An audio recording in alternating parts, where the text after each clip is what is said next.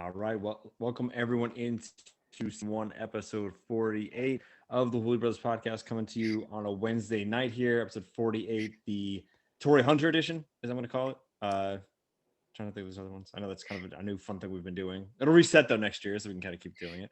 But anyway, how you doing, Mike? Work. Yeah, getting work to the bone here. Wish this was our job. But anyway, um, that's why I get paid the big bucks. But anyway, here we are on again, like I said, a Wednesday night. So a little bit after the action from the weekend. I know we spoke just before the slate. We're actually recording during the beginning of the Oregon Ohio State game. So I figured we'd start with some college football today. And I don't know, a game that you kept thinking Ohio State might turn the corner, eventually come back, because that kind of happens a lot in college football. The better team usually does end up winning out.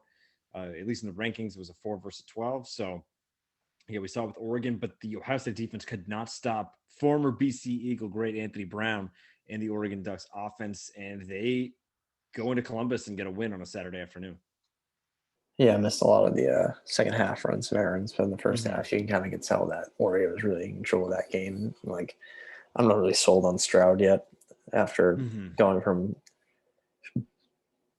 Cardale, Braxton, JT Barrett, Crew to Haskins to Fields. I think like this is kind of really a step down. Because what year is Stroud? I don't even know.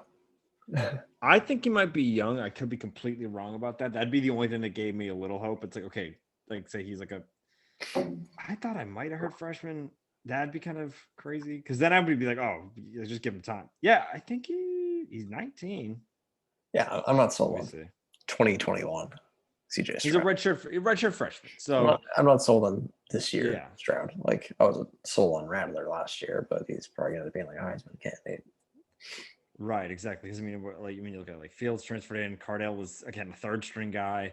Barrett's kind of the only one that really had action as a freshman, and that's really only because Braxton Miller went down. So yeah, kind of a little bit different than the last quarterbacks that went before him. But I agree at the moment, really not maybe the guy that the other ones were at their prime again, especially coming off Justin Fields from last year, leading him to the title game. But yeah, I mean, I'm impressed with the Ducks. The Pac-12's back. They have a seat at the table now. I don't know what you're watching there, but It's you got your MLB thing on. Yankees O's. Okay, Tyler Lee just stole third, so now it's second and third, one out. Gardner at the plate. Yankees down by one. But all right. but We'll yeah, keep an eye on that. that was big for the Pac-12. Getting a win, just getting your team up there in the rankings. I know it's AP, not the Yeah, college football rankings, but just getting them in the I mean, conversation. you have to imagine if Oregon wins out the ran. Oh my God! Now we're getting some baseball talk. The Reds left fielder just slipped on a ball that like just barely was fair. So guy got a double off of it. I can't tell because a lot of people were in 21 of the Pirates. The whole team might be for the Pirates, but Schrock fell in left field. But anyway, we're getting really distracted here. Going back to Oregon. Yeah, I think impressive. Like I said, if they win out, you have to imagine they're in their, again, seat at the table there, especially with Clemson and Ohio State both not having losses on the resume. Obviously, Bama, Georgia, and I think Oklahoma at the moment are the ones ahead of them. Oklahoma could falter at any point. I think we've seen that with them in the past. So, yeah, I mean, it's not an easy task to just say they will, but if Oregon wins out, you have to think that they're firmly in the playoff right now. Yeah, I'm definitely. I feel like an annual tradition of seeing the video of like the Boomer Sooner carriage falling over. The Boomer Schooner. Yeah, I've seen that fall over. I feel like that's like an Yeah. annual tradition when they lose a game they shouldn't. So, yeah, Impressive win too, because again, a Pac-12 team. I think they've had problems running the table. Period. Now you add an out-of-conference win against again one of the top 3-4 teams in the country the past half decade, whatever it might be. So very, very impressive loss. Like I said, I know they don't have Justin Fields like they've had in the past, but still impressive when going in as the 12th ranked team beating the number 4 team in the country. I was telling Mike before I was exhausted after kind of a lack of sleep Friday night, and it was about to be nap time, but I had to delay it because that game was awesome. It was a lot of offensive firepower for both teams, but Oregon got ahead by 2 possessions, and Ohio State could really never close the gap from there. So yeah, well, just a great game. no, it plays in their favor. What's that? So I mean, the game part everyone's eyeing right now is when Oregon has to go to UCLA for the Chip Kelly revenge game. Oh, But the good thing about that is that the 2 games before are at home against unranked Cal and Colorado. I know Colorado's no such, but I think the Cal's 0-2. Cal's 0-2 Trap before. game? I'm thinking 0-2 Cal at home. Like I was thinking trap game, and the fact that they're at home, I feel like that would mean they might not cover, but like I don't know. I mean, again, I know this was a bit of a different situation because they were home, but why don't we use that as a transition point? Just because you said it there, Colorado they hung in with A&M again, another top. I think they're five, at least top 10 team in the country right now. And again, I think the spread was like 17 and a half or something going into that game, and yeah, I saw the final 10-7. So I mean, they hung in there as the Pirates walk it off. But yeah, I mean, I don't know their first game. And again, I know you said home versus away, but I mean, Colorado, like I said, they put up a fight. yeah, I didn't really get a chance to watch that one. And I it's didn't kind either. of I like a just snooze fest. I feel it was mainly when I was watching that slate of games. It was usually the game we're gonna get to next, but right. like yeah, just gotta get Jimbo got us one on the road against a conference team and just moved on to the next Got week. got the job done. Oh, they've now switched to the Yankee game on MLB Network, which is good.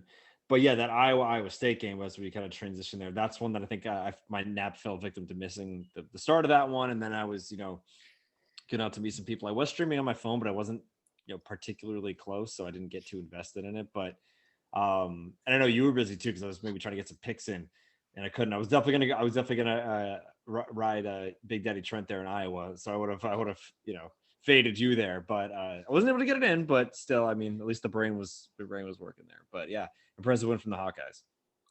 Yeah, I don't know what's going on. Everyone, Iowa State every year, it's like they have Purdy, they have Brees Hall on running back. They have a pretty good tight end core. I thought that this was the year that they put together. I'm probably just brainwashed because my like NCAA season was when I loaded the latest rosters. They were making like national championship games. Oh, Yeah, you seen that now too. yeah. Yeah, brick Tweener, iron yeah, on a blue single. tweener. Yeah, But yeah, I hate to I see it. I was a little brainwashed. But I'm like, oh, this team's like national contenders according to NCAA simulated. And I watched some of their games. They ended the year pretty hot, but after last year, looking back, I should have known that they're slow starters. They're the team that lost to Louisiana, and even Texas beat them this year. So Yeah, it's been weird, and again we're absolutely nailing these transitions here, Mike. Because yeah, like I said, I just think a impressive win for Iowa. They're obviously a team that again they run the table the right way. I mean it would be really hard just because again you have to beat a lot of good teams along the way, but that's one that because you'd even argue maybe at a one loss Ohio State if the right situation comes down to it. But if you're Iowa able to knock off the right teams there, they can seek it as well.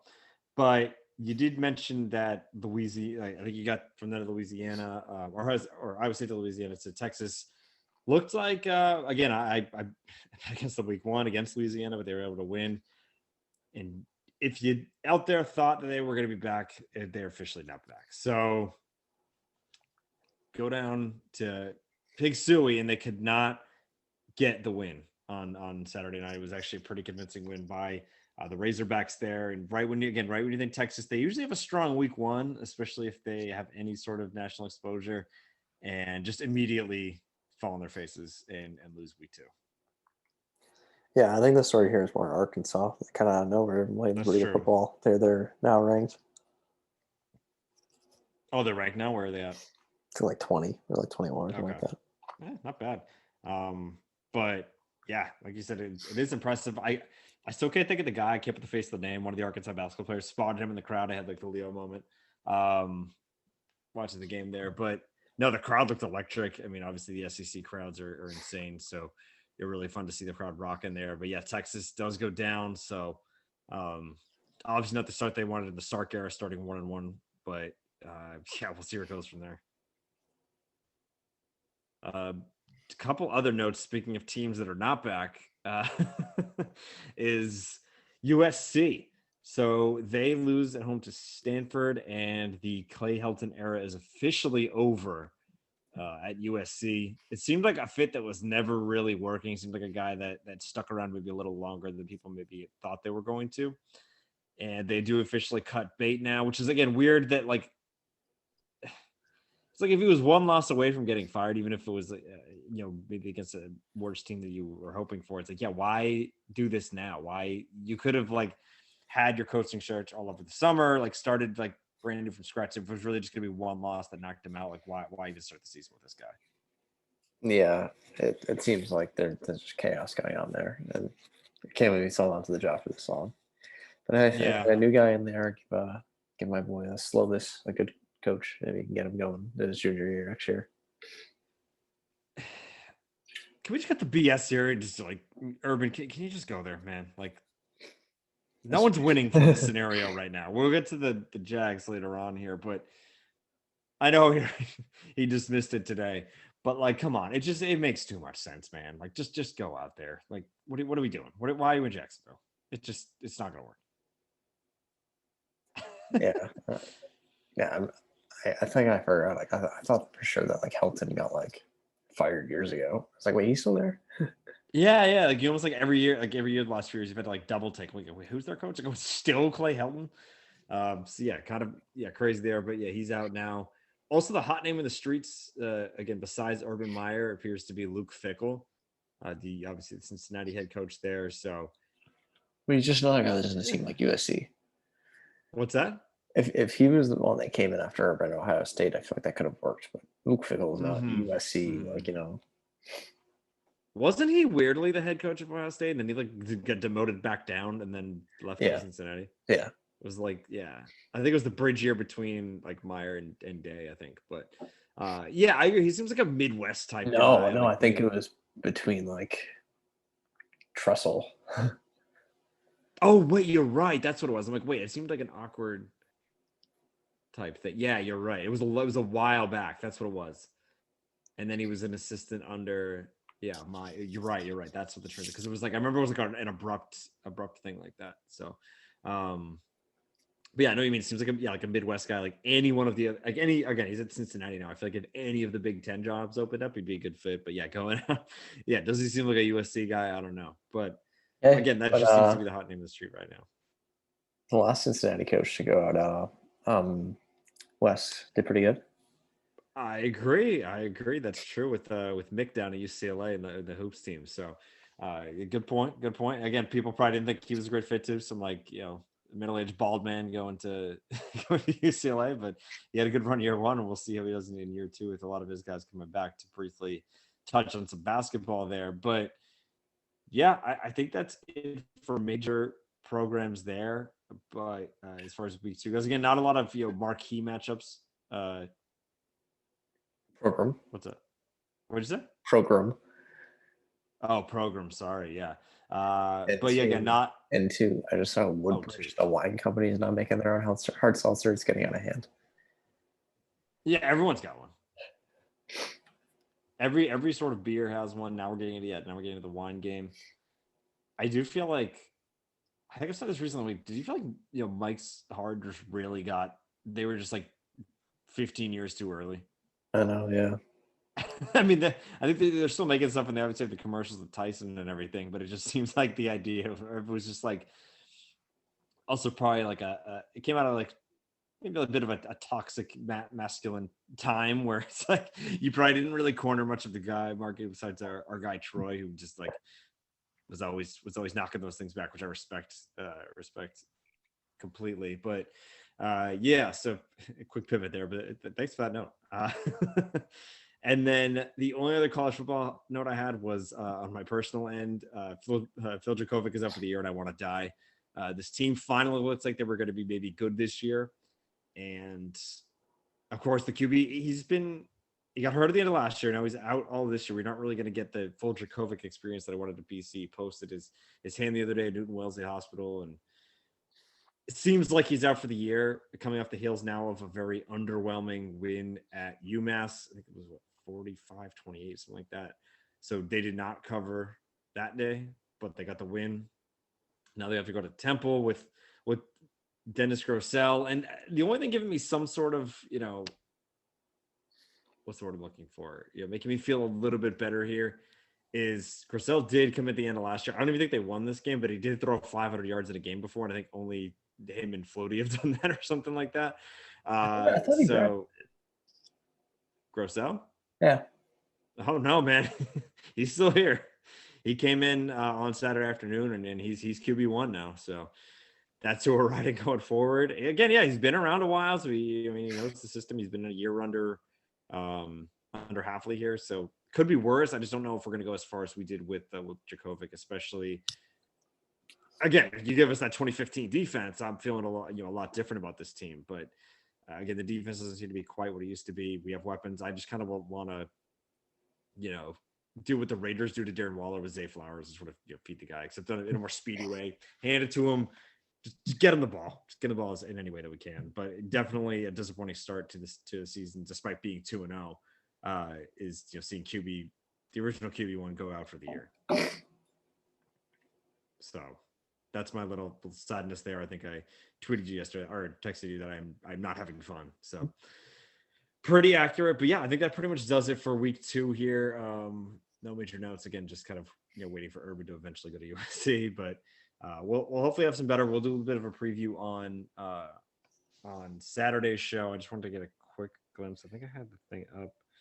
Alabama, Florida seems to be the big game. I'm going to be at a wedding, unfortunately. Well, I mean, it'll be a lot of fun, but for the college football aspect of it. So that'll be an awesome one.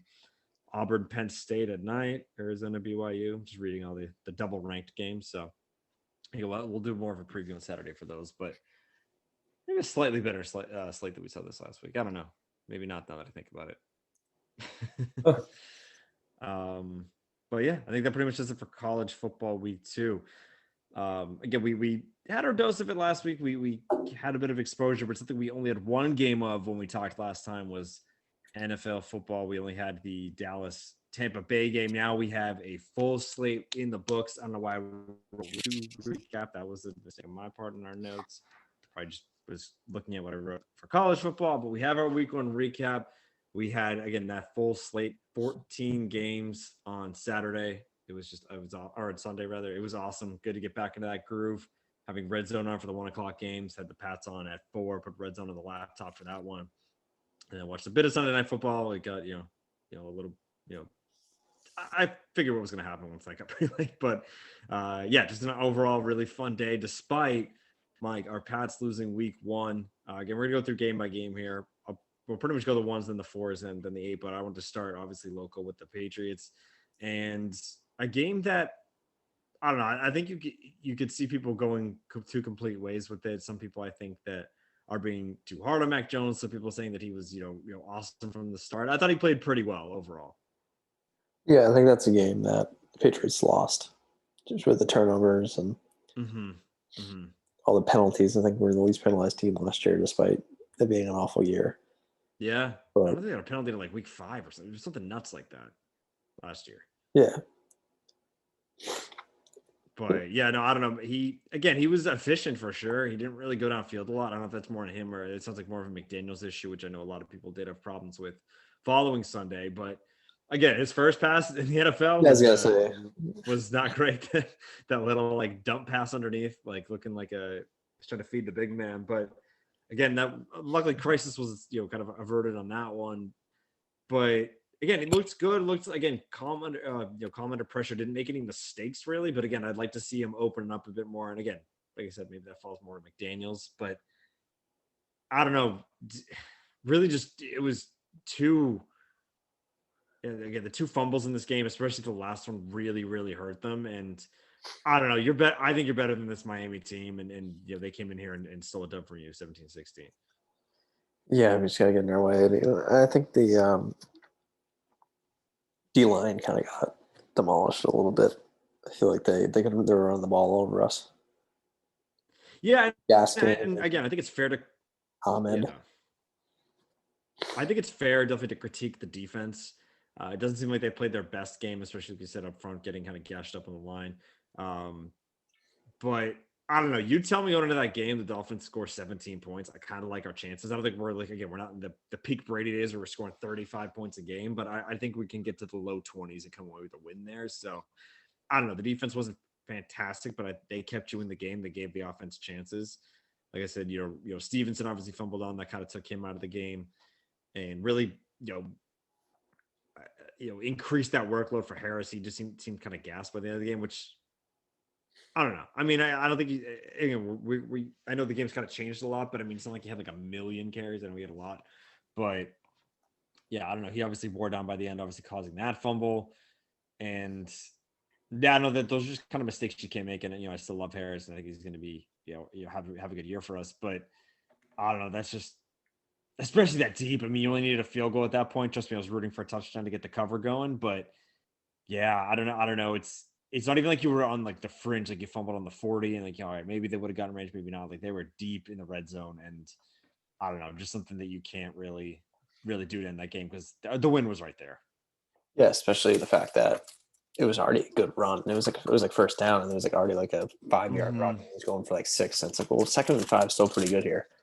Yeah, exactly. It really just took the air. I was just like, you got to be kidding me! Like this is a game that you got to win, and I don't know. It is kind of weird. It seemed like, and again, I know there's been kind of a lot of talk, but it's like I'm surprised they didn't use more James White. I know he's typically more of a pass catching back, but like given where we're at now, again, Stevenson obviously fell out of favor after the fumble. I don't need Brandon Bolden taking a lot of carries, to tell you that much. And then that kind of leaves James White, especially with JJ Taylor inactive. So I don't know if you're kind of, Harris is getting winded at some point. Maybe you'd like to see a little bit more carries worked in for James White there. Yeah, it seemed like we were just like, oh, we're going to run it down their throats. And they were going to battle Stevenson in, but then he fumbled, so he got blacklisted. And then it seemed like the game plan was taking White out of it. Yeah, and I don't know, because now looking ahead a little bit here too, it's scary thinking. I kind of liked our schedule when we first saw it, but now, I mean, obviously the Dolphins steal this win. I like to think you'll beat the Jets, but then you got New Orleans led by Jameis, who we'll get to later on here, and Brady coming back. There's a good chance you're starting the season 1-3 here, which is not ideal. This goes back to last year. I remember we lost to Seattle and Oakland. Well, Vegas was coming to town. And I remember walking into the house because I watched it at home. It was like, hey, this is already a must win. Can't lose this game because we played Kansas City week 4 last year. Yeah, exactly. I think that was a late birthday thing? I don't know. I think we did some sort of birthday thing. I think we were at the house too. Yeah. So yeah, it was the same type of deal. So luckily they did win that game. 2-2, since it's just so much better than 1-3. So I don't know. You better bring it when Jameis, when you're playing Jameis there, because that's a sticky situation. You really don't want to end up 1-3. But also just quickly on this game, just going on to the Dolphins side. Waddle looks good, I think. Also, like thoughts on Tua. I think we're again jumping the gun a little bit. I don't think he's good right now by any means, but I don't think he's as bad as some people are making it seem. That pick was weird. Yeah, but I mean, I've seen I've seen better quarterbacks make those mistakes sometimes, especially again. He's still under 16 games. I think that's something to consider that again, he's still under 16 games played. He manages pretty well. I know was it JC Jackson that was talking about his reads? Like he goes to his first read, and if he doesn't have it, he's kind of like deer in the headlights. And maybe that is a fair critique, but it's just, I mean, besides that one pick, I mean, he managed the game pretty well, I'd say. I didn't notice it during looking back, like the fact that he doesn't throw right is pretty weird. Oh, right. Like he won't like drop back and then like look that way. It's a good point. Again, I'm not saying he's good right now. I'm really not. I'm just saying it's crazy that we used to have these guys sit on the bench for a couple of years, and now that we don't do that, it's like if he's not immediately awesome, it's like writing him off. And there were talks of, I mean, obviously, if you could trade for a not trouble and legal issue Deshaun Watson, you do it. But I'm saying like the talks of like taking one of the quarterbacks this year in the draft, that seemed a little crazy to me, especially you need to build the team around it. But yeah, I don't know. I think jury's still out on Tua, but anything with everything. But yeah, at the end of the day, Dolphins. Again, I think the Patriots are a better team, but the Dolphins played like a better team on Sunday. They made less mistakes, and they capitalized on the ones the Patriots made. Because even then, after the fumble happened, if the defense kind of did its job, you're going to get the ball back with another chance to get in field goal range. So that was also disappointing. Again, they're just trying to run the clock out, and what they're doing, and you can't stop them. So yeah, not an ideal start to the season, going 0-1. Miami coming in town, like I said, going to the Jets on Sunday. I hope you can get a win there, but we'll obviously see how that goes and have more of a preview on Saturday for you. All right. So yeah, how to go through that. I'm trying to think if there's anything else on the Pats there. I think I think there were just chances to win that game and they couldn't quite get it done. But yeah, all right. Moving on here, we'll stick in the AFC East for this one. Steelers big win against the Bills 23-16. I know there was a huge spread in the Bills' favor in that one. That one obviously didn't pan out for Buffalo.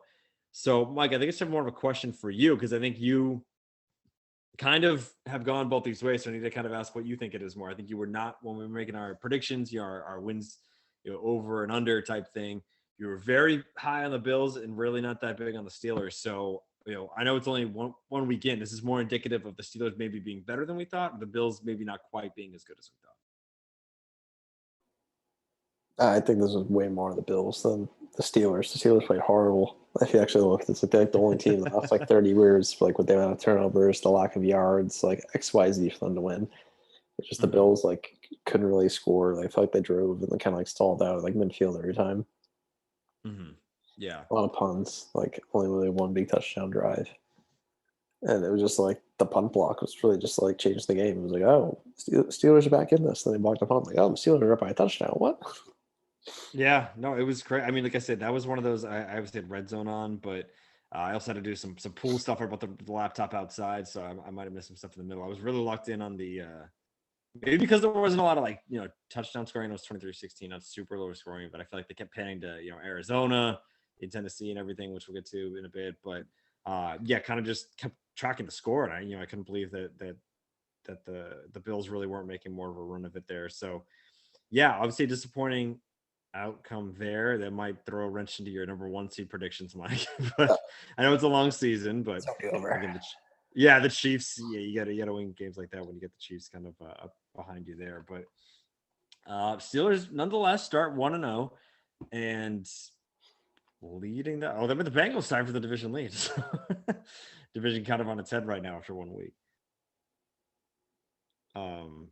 But yeah, again, that's kind of all I had there. Like I said, it's kind of interesting to see that again, really not the outcome we expected on that one. Like you said, Big Ben, just a pretty pedestrian day, 188 yards and a touchdown. We have Juju had a fine day, I guess. But yeah, so Steelers get the win versus Buffalo. The next game I have on our schedule here, Mike, is the Eagles and the Falcons. And the Eagles absolutely, won the Battle of the Birds here down in ATL as Devontae Smith scored in his debut. We saw that from another rookie who we'll get to in just a sec here. But I guess the question here, Mike, is Jalen Hurts the guy, or are the Falcons just that terrible, or both? Both. Yeah. We saw the flashes at the end last year. I mean, of course, like he wasn't like perfect, but I think when they played the Packers, he had a pretty good game.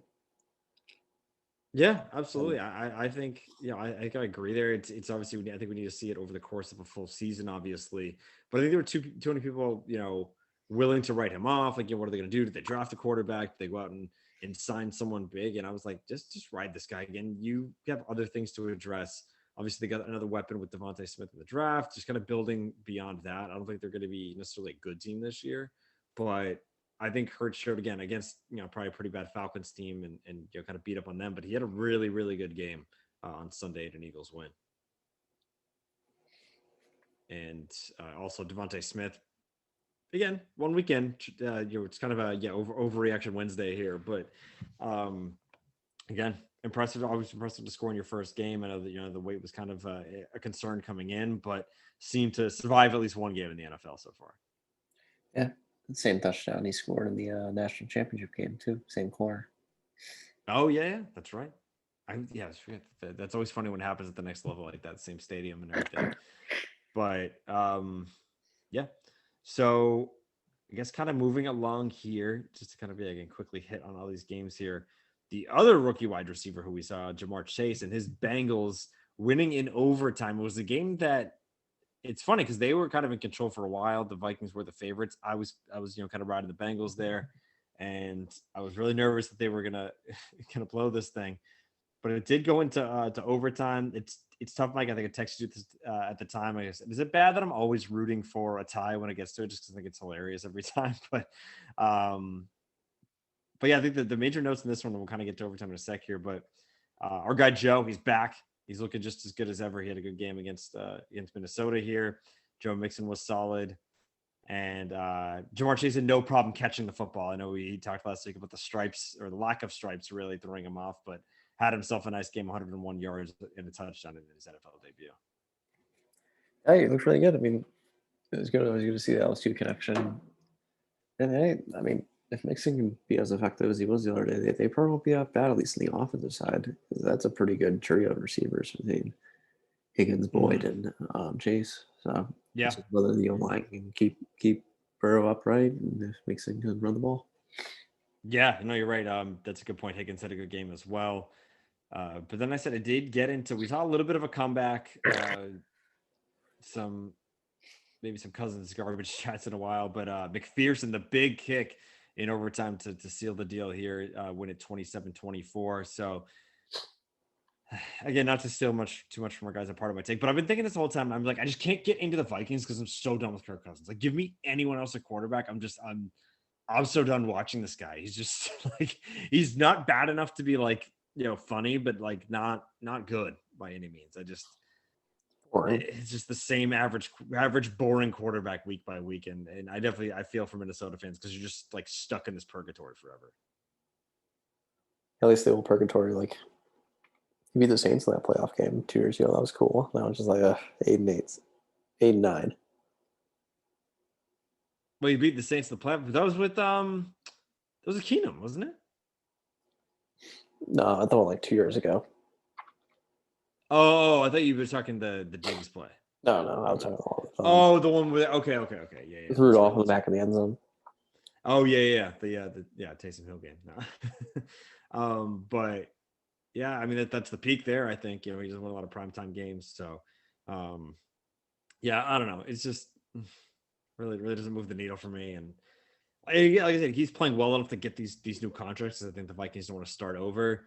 They do have Kellen Mond behind him now.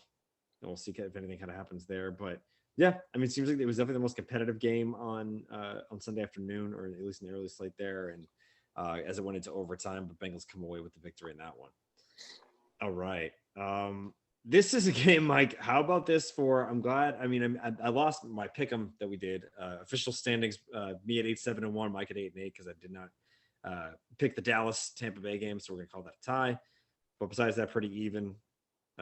But anyway, this one that I didn't put any money on because it was a devastating backdoor cover, and that's Dan Campbell's Lions almost coming all the way back. They were dead in the water. They got it to 41-33, a one possession game, obviously, and just couldn't quite close the gap. But a hell of a comeback from the Lions in this one. Yeah, nothing gave it their all. Getting onside kicks and then driving downfield after just like not being able to stop anything for like honestly like 6 straight drives.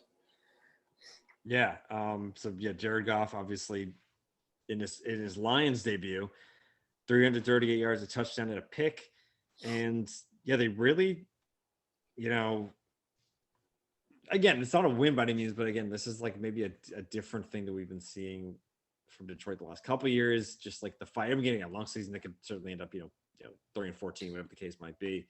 But if you're a Lions fan, you probably don't have high expectations coming into the year. So seeing San Francisco come in and really put a stranglehold in the lead for a while, but then you almost come all the way back to tie this thing up. Some signs of progress there, but not too much on that. I guess we'll focus more on the team that did win, the 49ers. So again, they almost let up the lead, but they were able to come away with the victory. Highlights of the day: Jimmy G, not too bad. We see. Let me try to get the final stats here: 17-25, 314 yards at a touchdown. Debo had himself a crazy day. I think did he fumble at one point or yeah, he did. But I mean, that was on after 9 receptions, 189 yards, and a touchdown. We also saw the first of Trey Lance, which was weirdly a touchdown pass, 1 of 1 for a 5-yard TD. Yeah, Garoppolo missed a couple plays right by the goal line, and he threw a touchdown. Yeah, I missed that again. They're obviously bouncing around a lot. I just saw him in the game. Did he get banged up for a sec, or did they just like take him out? Like I think he got banged up. Situation. Okay. So yeah, comes in the game, 1 of 1, 5 yards, a touchdown. So effective for Lance. He also ran 3 times for 2 yards, so not too productive on that front. But I think the real story of the day after, well, 2 big stories. One was Raheem Mostert going out with an injury. He is out for the year on IR. And then in his wake there, Elijah Mitchell comes in, kind of a no name. I think a lot of the hype was around Sermon. Trey Sermon. Thank you. He was inactive, if I'm not mistaken, right? Yeah. Yeah, and then this guy Elijah Mitchell comes in. Um, Again, a rookie as well, 6th round pick out of Louisiana, and he goes out for 19 yards, 104 or 19 carries, 104 yards, and a touchdown, and was the hot fantasy pickup this week. I did get him in one of my leagues where I was in dead last because I scored the least points and lost. So, yeah, had himself a great afternoon. It seems like he's the guy. And again, I know Sermon's there. I know they might have had another back there as well. But Hasty. What is it? Hasty. Hey, yeah, exactly. So, but it seems like, again, if you're judging off week 1, Mitchell was the one that got most of the carries there, and he had himself a nice afternoon in Detroit. So, yeah, I think a couple interesting things that coming out of that game. Obviously, 49ers almost blowing it but holding on. You have Mitchell now coming in, leaving yourself maybe in good hands. But then the whole quarterback situation, because again, Jimmy G looked pretty solid, but Lance was a touchdown on the one throw. I think granted it was from 5 yards out, but it seems like they'll definitely stick with Jimmy G as long as they keep winning.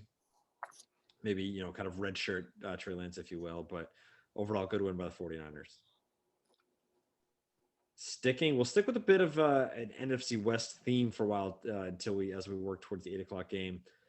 Cardinals absolutely spanked the Titans. This is a game that I think I wanted to pick the Cardinals. I just didn't trust them how the end of last year went, just because they seemed like they should be this good team and really didn't do it. The Titans usually kind of cover it at home, I feel like, for the most part, get the job done. But man, did Kyler lead an absolute aerial attack and also ran in for one. And yeah, just an absolute trouncing from the Cardinals going into Tennessee there. Yeah, back-to-back years for the week 1 Cardinals pulling off some upsets there. They went to San Fran last year. Now they went to Tennessee and won. So yeah, the talent's all there. It's just whether they can keep it going. It seems like they kind of just had some pretty bad losses at the end of the year last year. To Nick Mullins or CJ the third. Yeah, I know. So again, it just seems like that's why I hate. That's why I was. That's why I'm kind of down on Cliff. But hey, if he can get the talent to come out, maybe times the term. I don't know. Because like you said, it's all there. I mean, they have the receivers. You have obviously DeAndre Hopkins, you have Christian Kirk, you have AJ Green, like you said, still there. So the weapons are all there, and their defense. Chandler Jones 8 on Sunday, had 5 sacks, so just an absolutely monster game from him. You got Watt out there now. I mean, the talent, like you said, it's there, man. It's there for the taking, and they just have to show up every week, because that's really what hurt them last year. Again, a lot of these guys were there last year, and they completely fumbled the bag down the stretch. There's no way they should let the Bears catch them and get into the playoffs.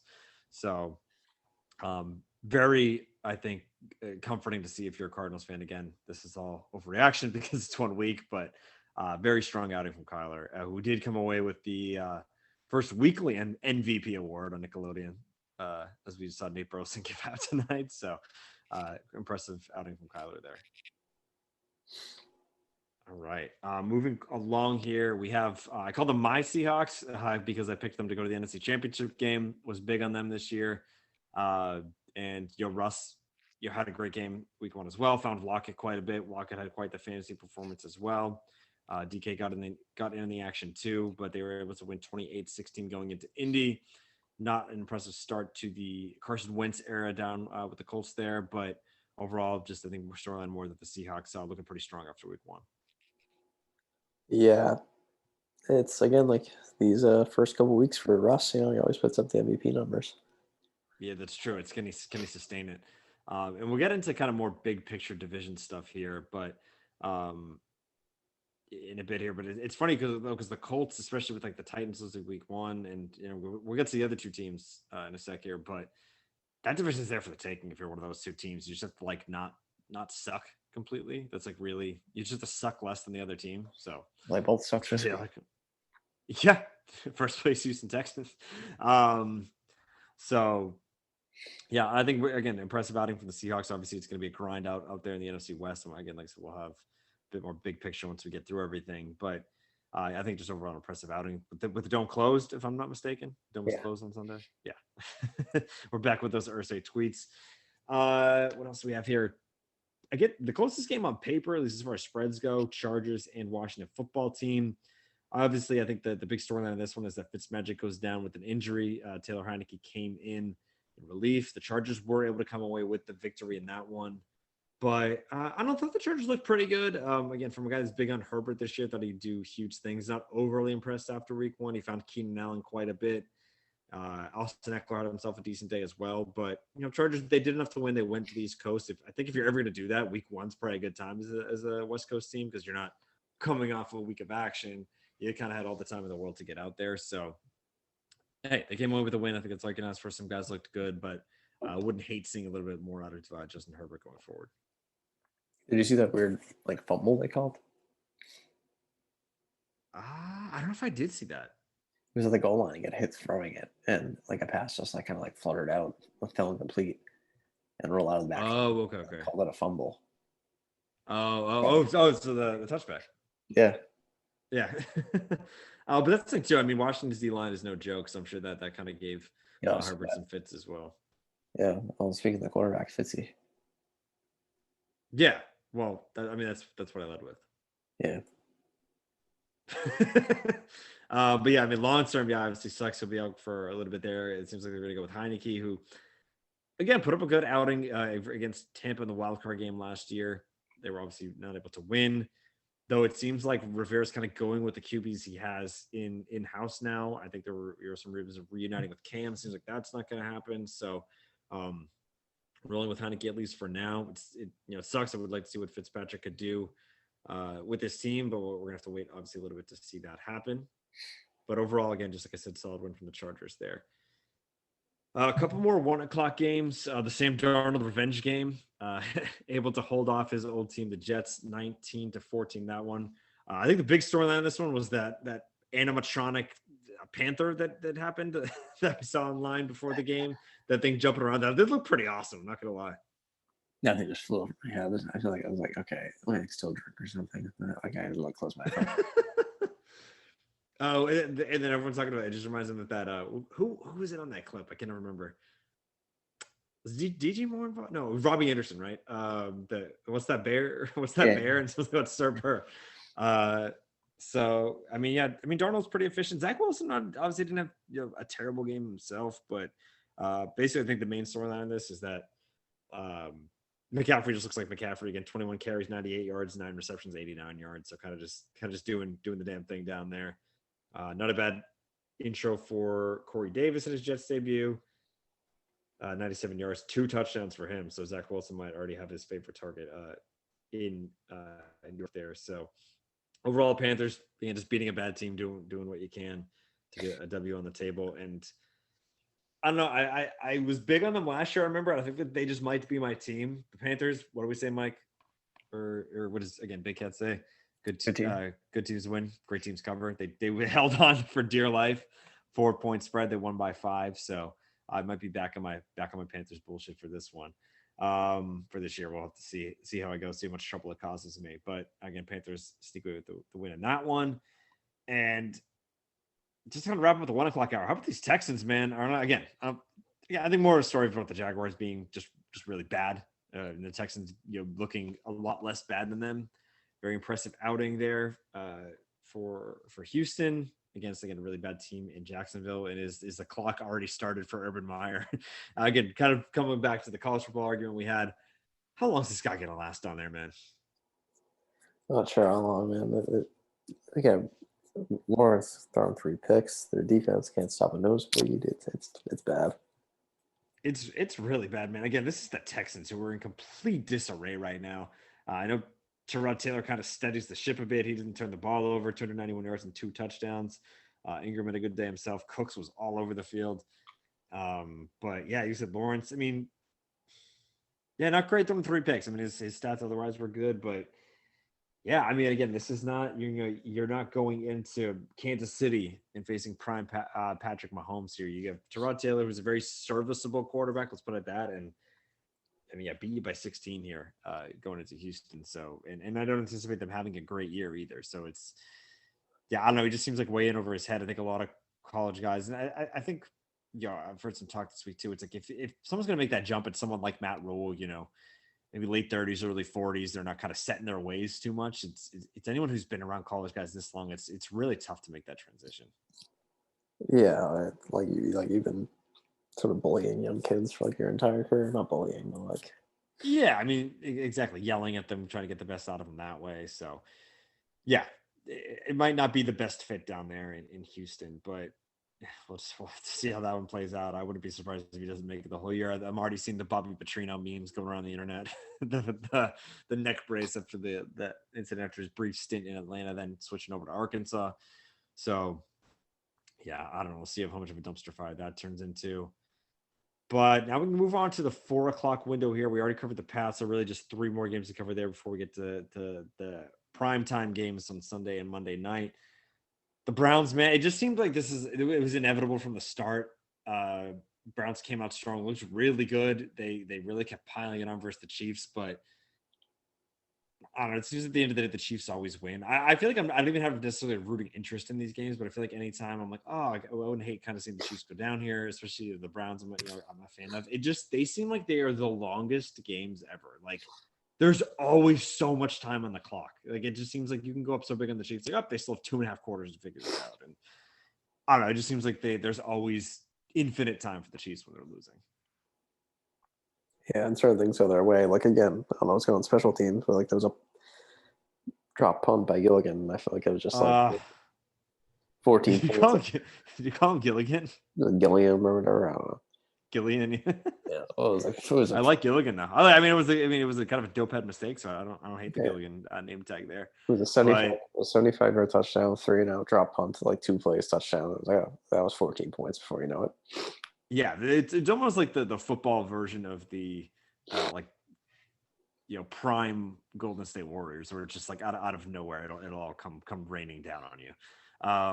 But yeah, it just seemed like, I don't know. I think the big play there was, like you said, it's whenever the Chiefs are in danger, they just put it on Madden 07 mode or whatever, and just throw it to Tyreek Hill down the field, and it works. It's just insane. It was like one of those replays. It looked like a completely broken plays, fading out of bounds, and yeah, just it's like they anytime they're losing, they feel like they get one of those a game that they're down big on. So that happened, like you said, the drop punts, just it all kind of spiraled out of control, and then again, I think our guy Kyle's a little bit, he's so much of a Baker hater, but I mean, again, not the best look, but he was definitely under pressure, and obviously, a costly turnover there to kind of seal the deal for KC. Yeah, again, another one of those weird throws where I was like, what was he thinking there? Yeah, I probably just trying to do too much. I mean, again, the clock working against you, this whole lead's evaporated, and yeah, it seems like he kind of fell off balance and definitely tried to force it. I wouldn't have hated the ball, maybe just sailing over everyone's head at that point. Lives to see another down, but no, both him and Tua, both him and Tua when he released the ball, I'm like, oh, that's going out of bounds, and I'm like, oh, that's not reaching. It was high enough. It was not. It didn't have enough mustard on it to quite sail out of bounds.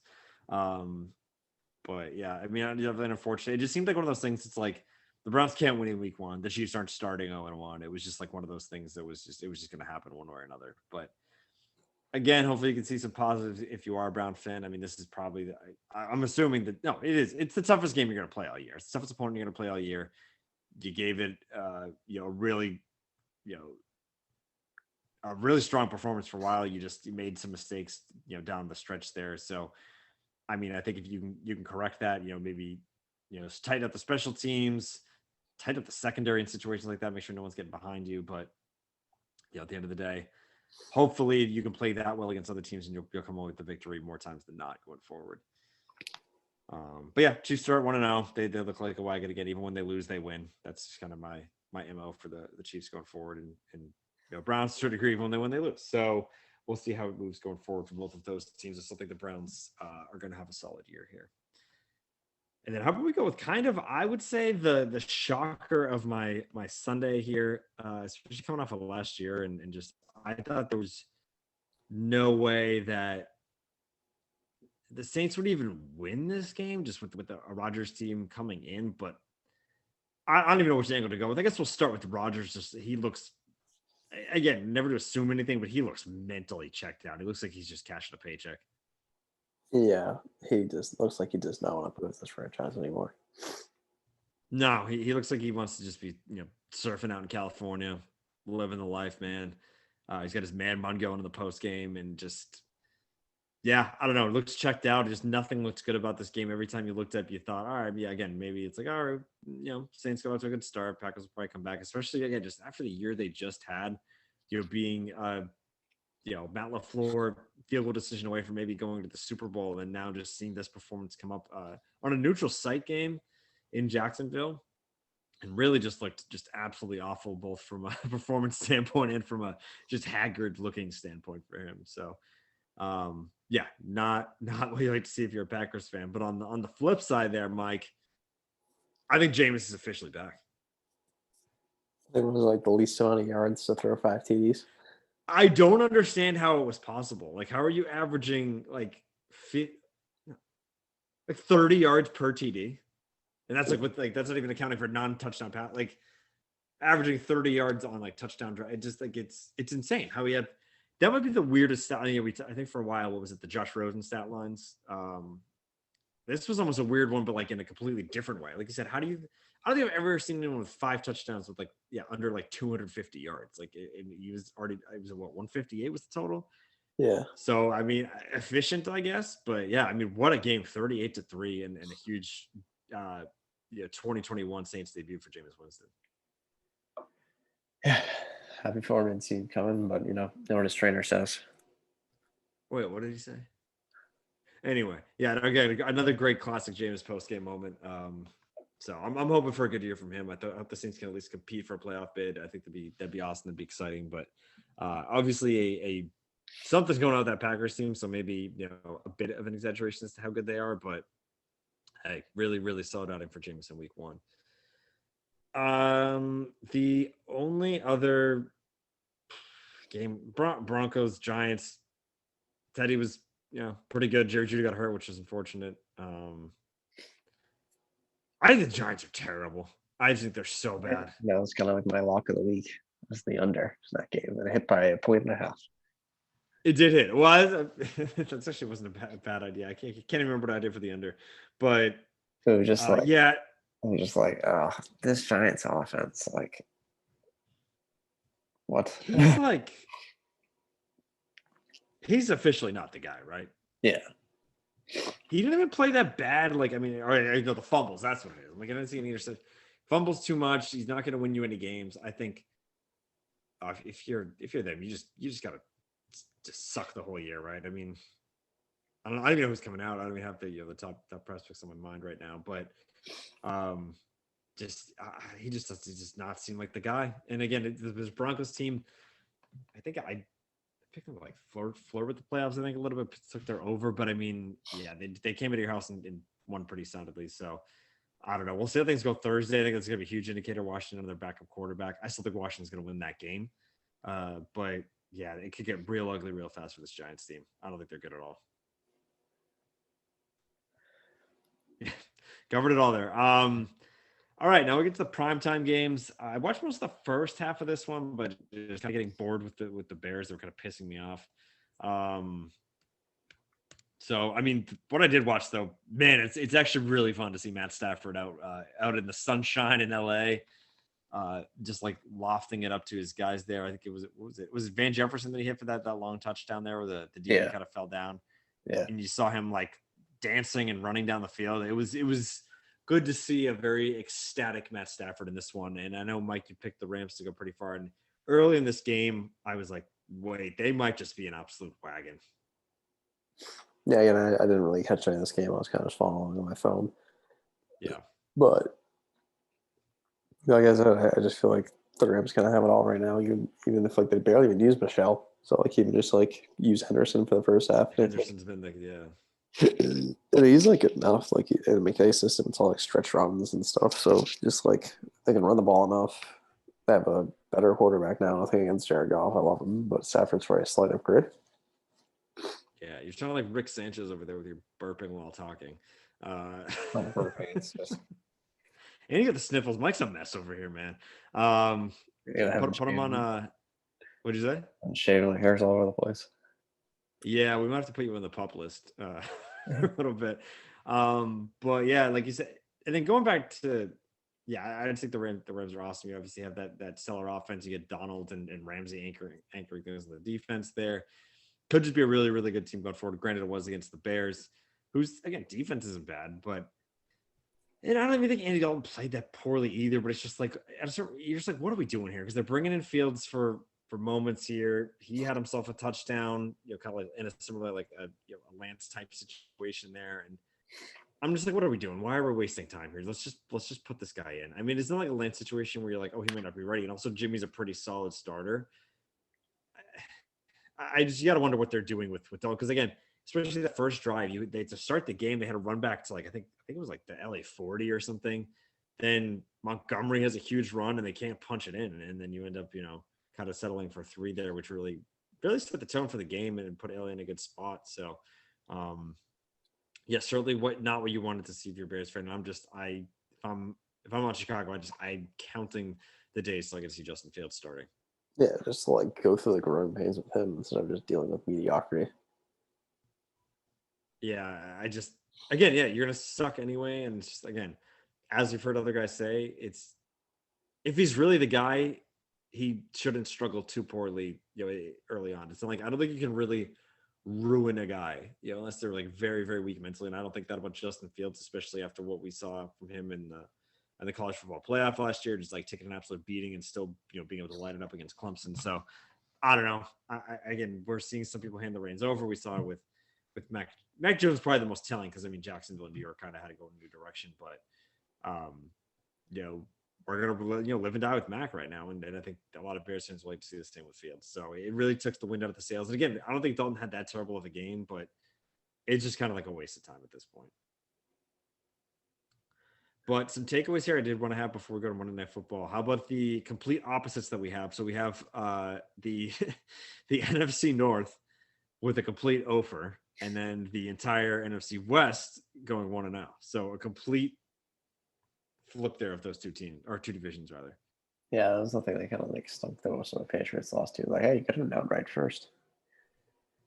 Yeah, exactly. Yeah, because Bills lose, Jets lose. The winner of our game gets the crown. So it's Miami sitting atop at 1-0. The rest of those teams 0-1. But I think it just shows you the differences there, and that's why I feel a little uneasy about it now. But that's why I'm like, I don't think there's a bigger lock from the division than the Packers, just because the Lions are probably going to suck, and then the Bears are stuck between suck and being mediocre, and then the Vikings are mediocre. So it's just, it seemed like a slam dunk versus the NFC West, where I said I could see any team winning this division and would not be shocked. So we kind of got a very light dose of that, and small sample size, but kind of maybe a preview for things to come with both of those divisions moving forward. So yeah, kind of just big picture as far as that goes after week 1, and yeah, and then kind of switching over briefly. I think we might be taking a tour of Mike's bathroom right now.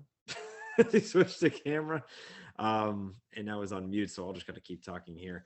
But yeah, and then I think obviously now in the AFC South, things look a little interesting because, like I said, it's kind of there for the taking for the Titans and Colts. But right now, we actually see the Texans sitting a little on top because they knocked down the Jaguars, and both the Titans and Colts suffered defeats week 1. So again, 1 of 17 games can't make too much out of the division right now. But yeah, interesting that Houston started out 1-0. You have to think one of those other two teams will go up and take the division crown there. But mostly excited to see what happens out in the NFC West, because I think that could be a grind and a battle all the way to the end there. One last game was Monday Night Football. This is one that I don't know. I think I was just burnt out or something, and you want to spend some time with the lady after a while, and it sucks because it was a good game on paper, so I don't really know why I didn't quite tune in for this one, but it was kind of tracking. It looked like it was a 10-point game for a while. Then I thought it was tied as I was going to bed, and then I brought it up. I saw Tucker hit the field goal to move ahead by 3. And then, of course, the Raiders drive down the field, and they get it in the end, or get into field goal range with with time almost expiring there. They get the field goal, and then the Raiders come away in overtime. But it's a game that I kind of regret not watching in hindsight. I feel like sometimes Monday Night Football, you don't get a lot of the great games there. A lot of the good ones are on Sunday night. So I don't know about you, Mike, but yeah, definitely. Kind of regret not watching because it seemed like a really, really good game. Yeah, I didn't really watch the entire thing. I only really checked in around like the end of the third quarter. So I kind of like saw like when the game got good, the entire like lead up, like the fourth quarter is really good, and then overtime. Okay, but we'll take it. I need to hear more about it. I think I just kind of like saw the ending. All I Well, know is that Carr, which I appreciate, fed my guy Darren Waller, who really helped me in 2 leagues. He knocked me over the edge. I thought it was toast in our league, Mike, and he really brought me over the edge. So I was a huge fan of that. Him and Derek Carr working on that connection. But yeah, go ahead. well, I was gonna say like got good just because there was like a lot of like nonstop scoring at the end, like right before those 2 field goal drives or 2 touchdown drives back to back. So Yeah, yeah. yeah, No, that and seems then awesome. overtime was just wild. Because yeah, how did overtime break down? I saw go to overtime, and I'm like, it's 11:30. I'm exhausted. I'm going to bed. I don't know how long this overtime is. Oh, I was stubborn. I already watched too much of the game to keep it up, so it was Raiders get down the field. It's like 3rd and 4. They send some pressure. It was like a one-on-one jump ball to Edwards. He catches it. Who had 2 of the big catches on that? The only 2 catches on that 2-play, like 40-yard drive that set him up for a 55-yarder. Dives to the goal line because a safety came by for a tackle. Dives to the goal line, gets in. They call it a touchdown, but upon further review, he was actually short by a yard. First play, Carr gets stuffed on a QB sneak. Leatherwood, full snap, full start. The next play, Derek Carr is run from pretty wide open on a slant, but he like overthrows him by like a foot. So it goes kind of like through his like over extended hands, like he probably wouldn't catch it if he had his hand on it. Goes off the safety's face, goes straight up in the air, and the Ravens intercept it. Oh, so they went from being an inch away from winning to the Ravens having the ball. They get a couple first downs. Then Nassau gets a strip sack. Oh, yes, I did see that. Okay. Yeah. Then the Raiders get the ball again, like a couple like meaningless plays. And it's another 3rd down. And then again, another blitz, but this one was even worse because this was a cover 0 blitz. And again, Carr did the same roll out of the pocket, the same like scare, just heaves it up. Then all of a sudden you turn, look at the camera. There's just someone standing there wide open. Zay Jones, right? Zay just the walk in for a touchdown. So it was going through the very weird plays. It was like I was so tired. I felt like I was like drunk watching it, but yeah, like I said, it's tough, like making especially because we didn't have really anything to do Sunday. So Kayla just sitting through. She did nap on Sunday, but making her watch all day football. I'm like, Monday night, whatever. That game kind of stinks sometimes anyway. But no, I mean, it looks great. Sometimes she'll talk to friends on Monday. I'll probably maybe try to get her to start doing that again, so I can tune into some of these games. But even if it's just on in the background, but no, it seems like an awesome way to round out week 1. And we transitioned quickly from, or not quickly, but from maybe the best game of the week on Monday Night Football to an absolute stinker on Thursday night. We have football team and the Giants, and not even a Fitzpatrick outing because he's obviously injured. So Heineke versus the Giants, and I gotta say, I'm no religious to watching that one either. Maybe keep a track of the scores if it gets tight late, but yeah, just not the best Thursday night football game. I gotta admit. Yeah, nothing really sticks out there. No, exactly. I will make my pick now, I guess, just because why not, right? Is it Washington -3.5? 3 now. I still like him. Yeah, sure. Chase Young defensive touchdown, 7-0. Yeah. No, that's all I got to say about that. But cool. Yeah, awesome one. Happy to be back. Glad to get Red Zone back up again. Glad to see Scott Hansen's beautiful face. Happy to see it again next week. So yeah, just pumped. So happy it's back. We have an extra week this year. It's awesome. All right. A few other things to wrap up. Why don't we hit on some baseball, Mike? I know we were kind of debating doing last night and tonight. We're like, why don't we let the Red Sox whole series play out? These were the first 2 were late games. Today was an afternoon game in Seattle. Seems like they kind of blew it on Monday night. So from there, it's like, well, you got to win the next 2. They did fortunately do that, win 2 out of 3 in Seattle to really keep themselves afloat in this insane wild card race that's still happening in the AL. Yeah, we got a big win today in extras. after like I think of all the other Purdue I started last night. Then Schroeder had a bases clearing double. Mm-hmm. And today it was 3-3 extras, and they went off with a nice 6-run 10th to take the win and get the series W away from Seattle. So very And how? 4-6 last 10 games that I highlighted a couple weeks ago. I was hoping to go for at least 5-5 there, but Yeah, exactly. Yeah, definitely not an ideal stretch, especially after the weekend in Chicago. But again, like you said, I think obviously, again, I think you got to give a lot of credit to how well Ball's been playing lately. He's been awesome. Obviously, Schwarber clearing the bases last night. So some guys showing up again, doing just enough to stay afloat here. And Mike, I mentioned this on I got to give Saturday. that to Jose Iglesias. He's been doing a good job. I think every time I look up, I he's keep forgetting he's here, man. I keep forgetting when I'm back. It kind of like flew under the radar at the time. It's like I said, not always back, but like I didn't really hear much about the trade. But yeah, that's a good call out as well. Nate was nasty last night, right when they needed him to be. Really been I've been seeing some, maybe not winning, but some Evaldi might place in Cy Young voting this year because he's had an awesome second half of the year here. yeah. I mean, I agree. He's been pretty good. He'll definitely get votes. So again, kind of steadied the ship right when you needed it. And I know you said obviously a huge extra innings win today. Unfortunately, the stupid Rays only want to beat us. They don't want to help us beating the Jays. And Yankees almost blew the game, but were able to win tonight. So all three teams won. And Mike, I mentioned this on Saturday. My office meme is officially back on because Seattle and Oakland have fallen to 4 games out each.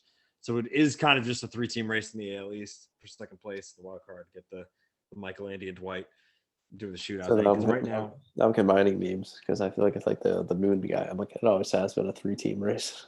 hey, they got Seattle got within 1, man. Because we turned it into a Spider-Man meme on Saturday to get more guys in there.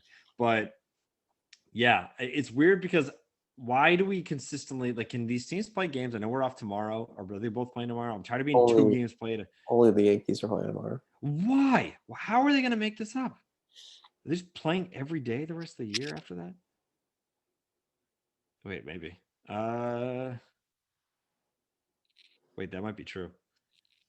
Because that's what I'm tired of looking at. I want us to have the same games played because I hate this because we're tied, but we have one more win and one more loss. So it's really annoying. So when the Blue Jays, they are off tomorrow, Monday, like you said.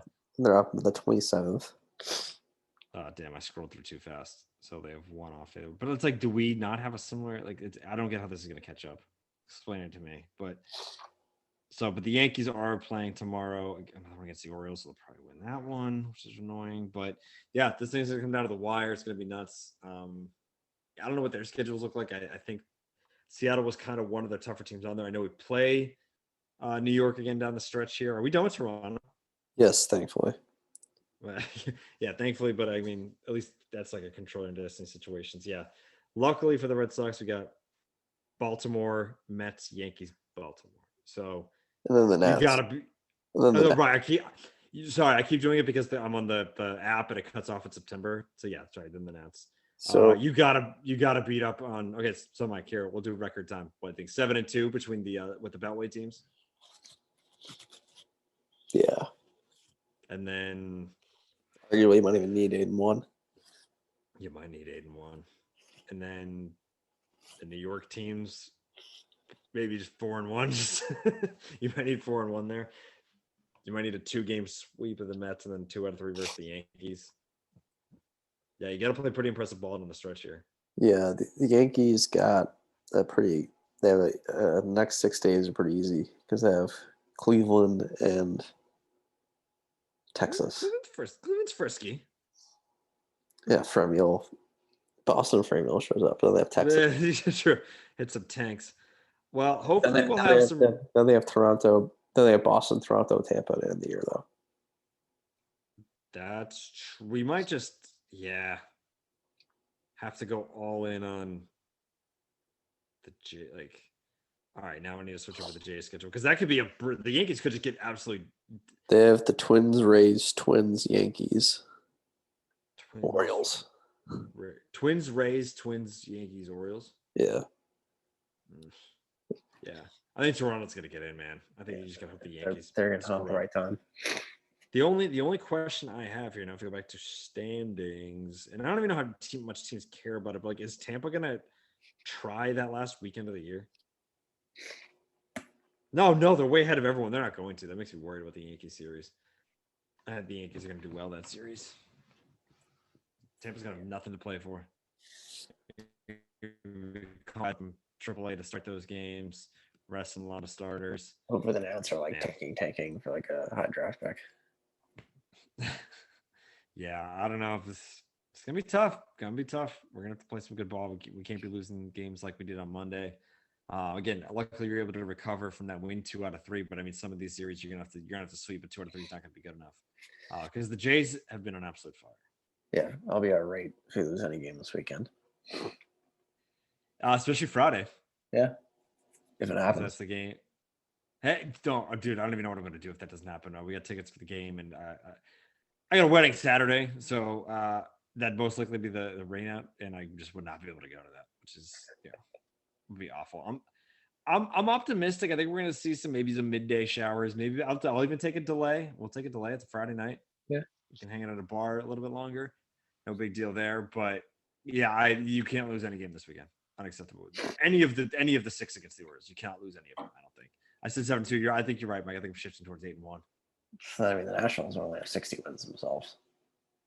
So yeah, I'll give you one loss amongst the 9 games in the Beltway, or first the Beltway rather. Yeah, you need to dominate that. And then I quickly did want to go out. So we have 15 games left. We have 2 against the Mets. So 14. We do so quick. Yeah, because they have 148 games played. So what are you saying we need to do? I think at least 10-4. So nice. So you go 9. You get 9 and 93 and 69. 93 and 69. Yeah, that's I'll maybe get it that's why done. I'm looking at it like that. Because then, okay, so to go 8-1 versus the Beltway, that means you need to go 2-3 versus New York. That doesn't sound great. Maybe you do need to go 11-3. 10-4, you might be able to, like, again, lose 2 of those Beltway ones, but you got to go 3-2 versus New York. It's so tough because I don't know how well these teams are going to play. I'm thinking bare minimum 10-4. I think that's the bare minimum. You can only lose I think we have no shot. If we have only have 92 wins, I think we have no shot. Yeah, 93, I think, is to just get in it because it's competitive. Like I said, you're tied now. It's tough for the games at hand because it's like, okay, it's less chance for you to screw up, but also those teams control their destiny. So, again, because there's a good chance New York gets a half game ahead of you tomorrow if they're able to close out versus the O's, which again they probably will. And again, these are teams. These are ones that you can't control. So even though you're tied, you are a game back in the loss column versus Toronto and New York. So, like you said, you got to dominate them. So I think 10-4 is the minimum. I think 11-3 would obviously be better because you just have no idea how these teams are going to play. I think you have to just assume Toronto and New York are going to win the like quote unquote extra game that they have to play. So assume you're a game out right now. Yeah, rack up some. Really might be 11-3, 8-1 versus Washington, Baltimore, and 3-2 versus New York, and even then, hopefully, you can beat up on the Mets and then because the game's gonna have to win against the Yankees. I don't think losing 2 out of 3 there, no matter what, is ideal there, obviously. So, yeah, it's no easy task, which is crazy considering where this team was at the All-Star break. Yeah, and even thinking like we could be like missing the playoffs with like 94, 95 wins. Like you don't really see that too often. It is kind of nuts, especially once we've gone to the 5-team format. It's very competitive. It's just it stinks the way it happened because like I said, they've been like fighting, clawing, playing a consistent. Let me look at the percentage here. 562. If you're playing a consistent or 561, playing that like pretty consistently all year, going, winning like 12 out of every 20 games, something like that, a little under that, 11 and a half out of 12 all year, then I think it's like, they had a solid year. Yeah, that it was tough to kind of miss out, but just given where they were and this absolute downfall they've been in the second half of the season, that's where it gets a little bit more disappointing, even though, you could end up at 93 wins and miss the playoffs. So I don't know. We'll have to see how that one checks out. We're really getting into the home stretch here. So yeah, like I said, 5 more series to go the rest of the year. Again, really only one against only one against a playoff team, unless the Mets get back into the mix of the NL wild card, which is again a good transition here to what I wanted to talk about there. Something that I think we thought was going to be a two-team race between the Reds and the Padres has really opened up, and actually the Cardinals are sitting in that spot right now.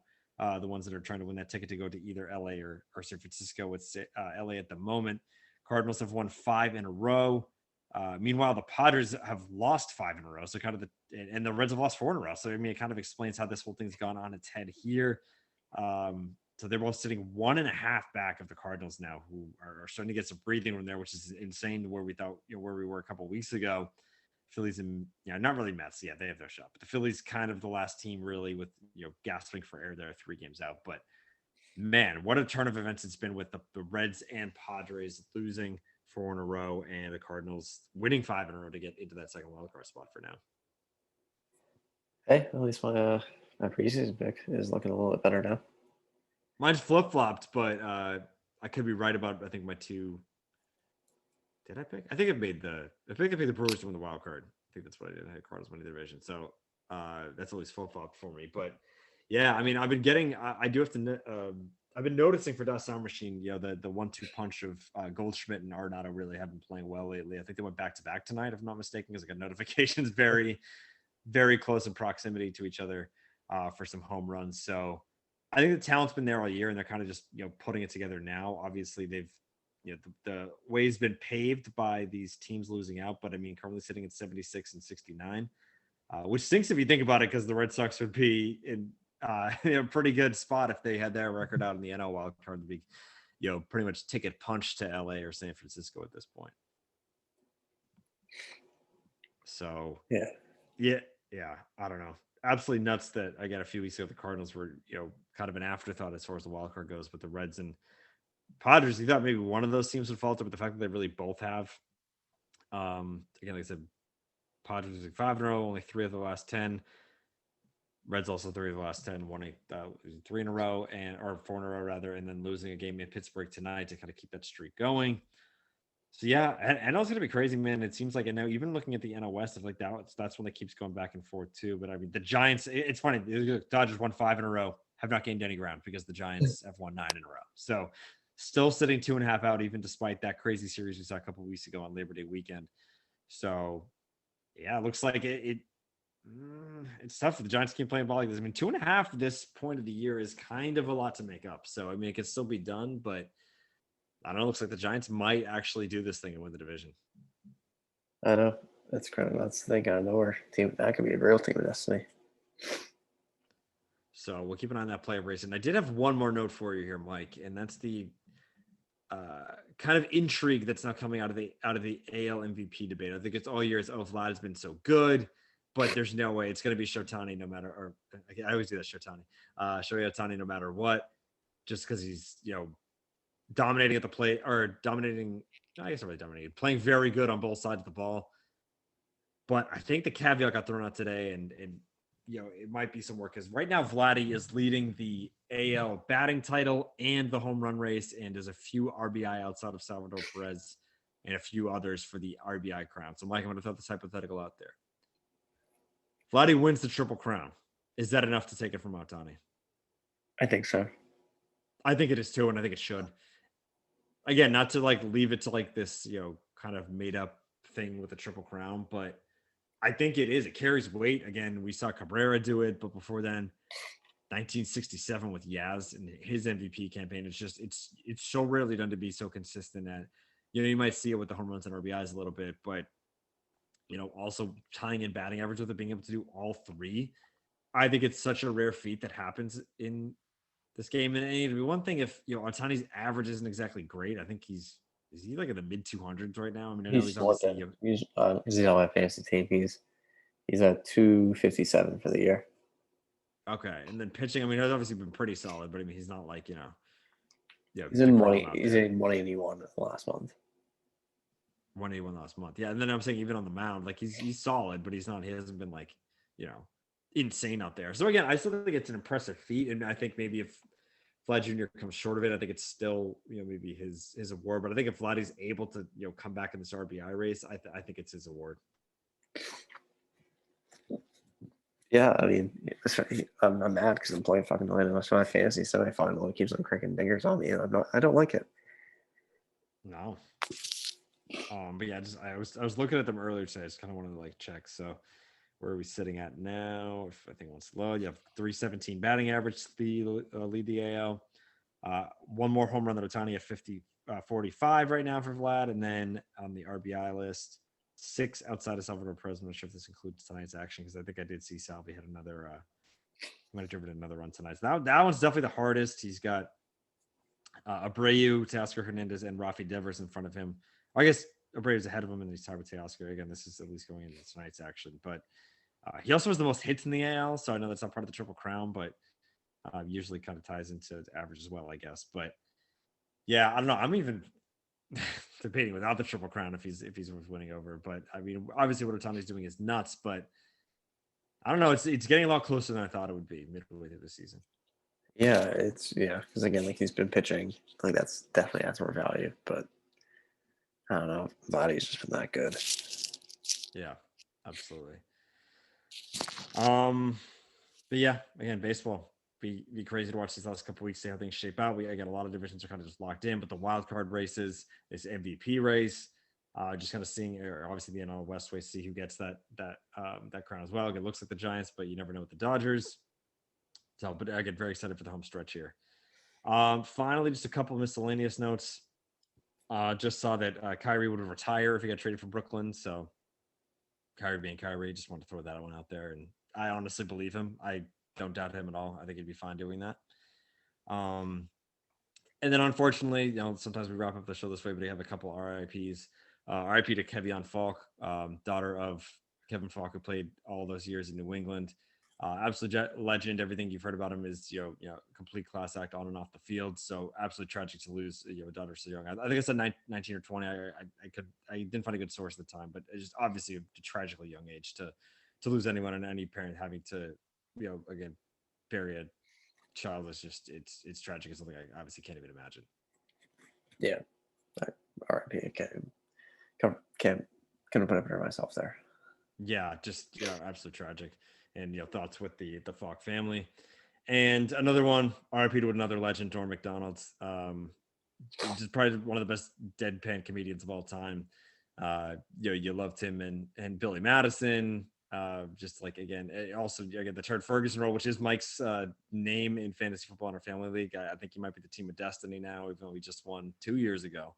So might have to hop back on that horse. But I mean, I've been seeing clips that I didn't even see from him before, from either SNL or on Conan hosting the ESPYS.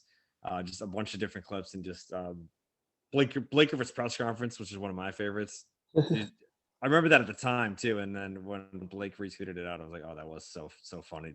That not being able to repeat Rookie of the Year situation. So, again, seemed to have a very private and long battle with cancer, and he brought up a good point, Mike, that when you die, cancer dies too. So It's a draw. Yeah, it's a draw. You don't lose. You didn't lose the battle. You drew. You both died at the same time.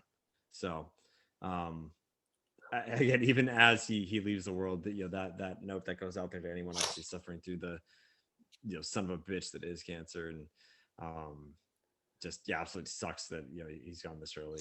And I think we saw a lot of outpouring from the comedy community, really all walks of life on Twitter and all around the internet. So yeah, just sucks to see Norm gone at just 61.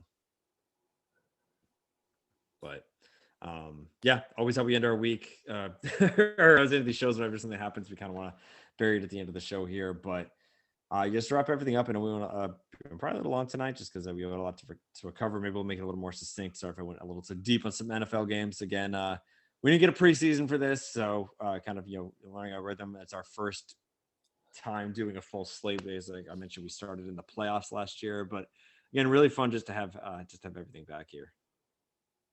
So, any final notes from you, Mike? Thank you for being the energy guy on this podcast. Yeah, Mike's dead right now on a Wednesday night, so I'm fine. I'm fine. I'm here for it. I like running the show. I like running point. You know what I mean? I think I had maybe a few more assists tonight than I usually do. A few more buckets.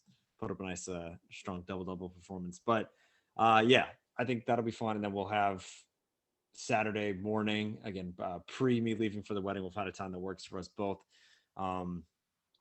a little less news to cover. I think that's again the importance of adding this midweek show is that we don't have to do a full week look back. It'll be kind of be more pick focused. So we'll kind of go maybe a bit more. I know we kind of just did. I think what was it for NFL? Even we went favorite, underdog, over under. We'll be able to kind of go more game by game, even if we're just kind of rattling off who we think like we're taking this game.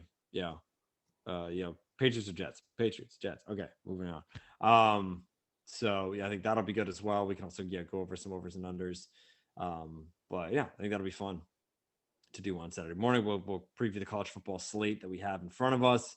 Catch up on any MLB action. Again, these wildcard standings are changing by the hour, changing by the day. So we'll take another quick look at that towards the end of the show as well. But other than that, thanks everyone for tuning in. We'll have this up either later tonight on Wednesday or early on Thursday or whenever Mike can get it done. I know he's got a busy time over there, so I'll try to get it up as soon as I can, just so we have enough time, give some breathing room between these two sessions. Again, we'll maybe shoot for Tuesdays going forward, but sometimes we might get kicked back to Wednesday for the season. But either way, excited to have football back, get back on that two episode grind that we're able to kind of again do a recap and a preview, alternating back and forth here. So yeah, thanks everyone for tuning in as always. Whoever is tuning in, we certainly appreciate you out there. And